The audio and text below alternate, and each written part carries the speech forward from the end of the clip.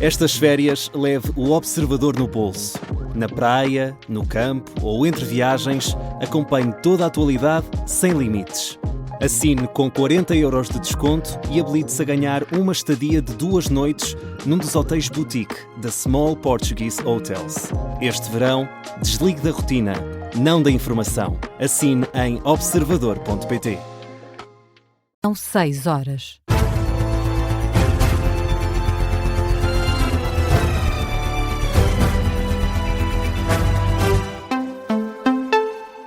As notícias com Miguel Pina Andrade.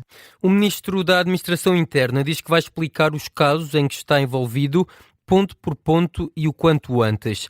Durante a última semana, Luís Neves empurrou sempre os esclarecimentos prometidos sobre os casos em que está envolvido. Para já, voltam a ser adiados. Ontem, o Ministro da Administração Interna esteve no Algarve, na comemoração dos 140 anos dos Bombeiros Voluntários de Lagos. Aos jornalistas, Luís Neves afirma que ainda não sabe quando, mas vai explicar todos os casos em que está envolvido. Eu já o disse relativamente a este tema, que estou absolutamente tranquilo e ponto por ponto explicarei no tempo próprio. Quando será? Se eu soubesse já estou a compreende que esse silêncio é prejudicial para a sua imagem e para a própria credibilidade? Eu só vou dizer o seguinte: em qualquer fórum responderei a tudo e quanto antes terei uma conversa convosco relativamente a todos os pontos que estão em cima da mesa.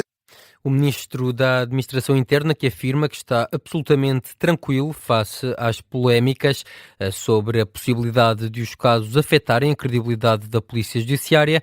Luís Neves diz apenas que se trata de uma credibilidade com mais de 80 anos. O líder do PS considera que Luís Montenegro deve ter consciência no rigor e clareza das explicações destas polémicas que envolvem o Ministro da Administração Interna. José Luís Carneiro deixa este aviso ao chefe do Governo com o objetivo de salvaguardar as instituições do Estado de Direito Democrático. E o Primeiro-Ministro deve também ter consciência daquilo que significam as explicações, o rigor das explicações, a clareza das explicações para garantir que as instituições do Estado de Direito Democrático são salvaguardadas. Eu reitero, eu estou aqui para salvaguardar, defender o crédito e a transparência, a exigência das instituições do Estado de Direito. E por isso espero, como os portugueses, pelas explicações que nos irão ser dadas. José Luís Carneiro, que diz ainda que o PS não vai acompanhar o Chega numa possível comissão parlamentar de inquérito por considerar que é necessário salvaguardar o estatuto e integridade da Polícia Judiciária. Ainda assim, o secretário-geral do PS espera que Luís Neves preste todos os esclarecimentos ainda na próxima semana. José Luís Carneiro avisa que o silêncio é inimigo da transparência e afirma que, por Luís Neves ter sido diretor nacional da Polícia Judiciária, tem responsabilidades acrescidas. Ele prometeu esses esclarecimentos para a próxima semana e, portanto, vamos aguardar pelos esclarecimentos. Eu disse e reitero, nós temos de também assentar a nossa vida coletiva no princípio da presunção da inocência. Assim como não devemos optar pelo silêncio, o silêncio é inimigo da transparência, também não devemos optar pelo oposto, que é fazer julgamentos na praça pública. José Luís Carneiro fala ainda no dever de aguardar pelos esclarecimentos, tendo em conta que há matérias que são graves. O secretário-geral do Partido Socialista diz que podem pôr em causa o bom nome e a reputação das pessoas.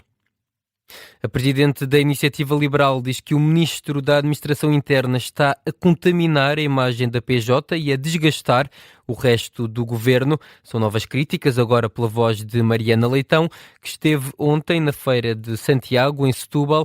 Aos jornalistas, a presidente da IEL pede esclarecimentos urgentes a Luís Neves. O Sr. Ministro disse que estava muito tranquilo e que ia prestar os esclarecimentos quando bem entendesse. Eu acho que o Sr. Ministro ainda não percebeu que os portugueses não estão nada tranquilos com esta situação. E, portanto, cada dia que passa em que se mantém em silêncio é mais um dia em que está a desgastar o Governo, está a desgastar-se a ele próprio, mas está também a pôr em causa outras instituições, nomeadamente a Polícia Judiciária. E por isso, como já tivemos a oportunidade de dizer e de fazer, queremos uma comissão permanente o mais depressa possível para que o Sr. Ministro possa vir ao Parlamento prestar os esclarecimentos. Isto não é no tempo que ele entende que é necessário, é no tempo mais rapidamente possível para garantir que esta situação não continue a contaminar o Governo, a Polícia Judiciária, o próprio Ministro. A presidente da Iniciativa Liberal, que considera que o silêncio do Ministro da Administração Interna está a ter consequências nocivas. A polícia já identificou o suspeito do atropelamento durante uma marcha LGBTQ em Berlim. Está em fuga e tem ligações a grupos islâmicos da capital alemã. Durante o Christopher Street Day, a maior marcha LGBTQ da Alemanha, uma carrinha branca embateu a grande velocidade contra uma multidão no parque de Tiergarten, em Berlim. Na sequência do atropelamento morreu uma pessoa e 16 ficaram feridas. A investida resultou em vários feridos que receberam assistência médica no local. De acordo com o Der Spiegel, há 3 feridos em perigo de vida e 8 em estado grave que foram levadas para o hospital. As autoridades continuam numa caça ao homem intensiva. Segundo o Die Welt, estão mais de 2.000 pessoas, 2.000 polícias mobilizados em Berlim. O chanceler alemão já reagiu, afirma que o ato horrível será investigado exaustivamente e que o autor será punido. O Irão acusa a Ucrânia de atacar um navio comercial no Mar Cáspio. Foi pela voz do Ministério Iraniano dos Negócios Estrangeiros, que diz que o ataque ucraniano provocou uma explosão que matou um marinheiro e feriu outro. Teherão considera ter havido um ato de agressão e acusa a Ucrânia de querer expandir a guerra com a Ucrânia. Kiev assumiu já ter atacado este navio de guerra russo utilizado para transportar material bélico para o Irão. Em Espanha, as autoridades estão otimistas para o combate às chamas, mas avisam que os incêndios não estão sob controlo, ao contrário da situação que está.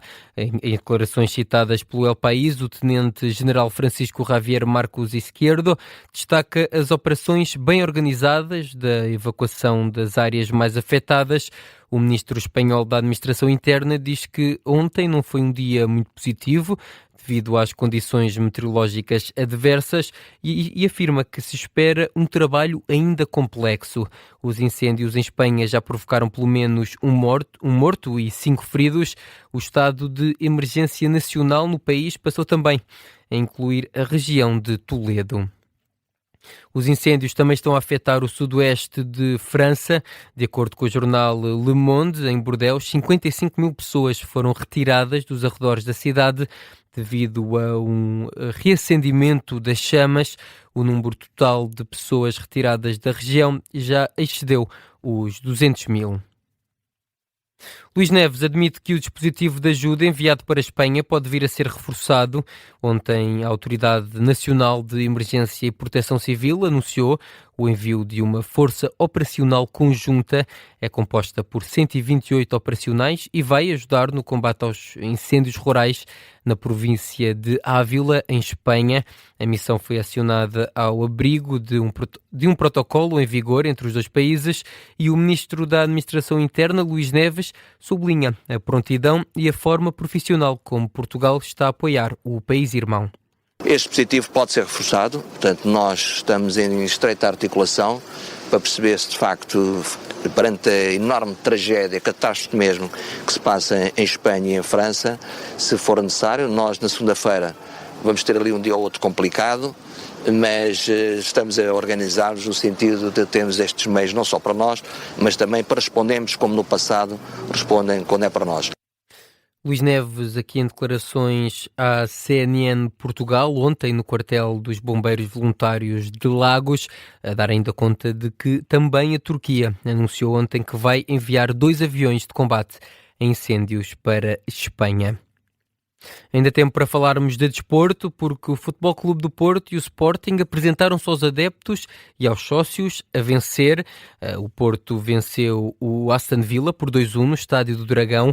William Gomes e Pepe fizeram os golos da equipa portista e no final do jogo, Francesco Farioli destacou o bom início de partida dos Dragões. É um bom teste contra um adversário muito forte. É bom ver como abordámos o jogo, tivemos um início muito forte.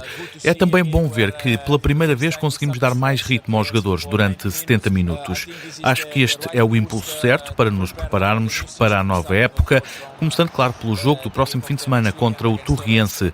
É já um jogo em que está um troféu em jogo, por isso temos que estar na nossa melhor forma para tentar conquistá-lo. O técnico portista Francesco Farioli, em entrevista à Sport TV na zona de entrevistas rápidas depois do final do jogo. Esta foi a última partida de preparação antes da Supertaça, o primeiro jogo oficial da época, onde o campeão nacional Futebol Clube do Porto vai enfrentar o vencedor da Taça de Portugal, o Torriense. Ora, já o Sporting venceu o Mónaco por 2-0 no estádio José de Alvalade. Foi mais uma edição do troféu 5 violinos, que marca a apresentação aos sócios, um troféu que ficou na Casa do Leão. O Sporting venceu com golos de Rafael Nel e Jesse Derry, sendo que o extremo inglês, que está esta época em empréstimo em Alvalade, estreou-se a marcar pela equipa. O jogo ficou ainda marcado pela entrada e pela saída de Pedro Gonçalves. O jogador português pode ter feito a despedida de Alvalade. O próximo jogo do Sporting vai ser já a primeira jornada do campeonato, é frente ao Estrela da Amadora, na Reboleira. Tudo dito nesta edição das 6 da manhã, fechamos com desporto e com os resultados do Sporting e do Porto. A informação está de regresso à antena da Rádio Observador às 6h30. Até já.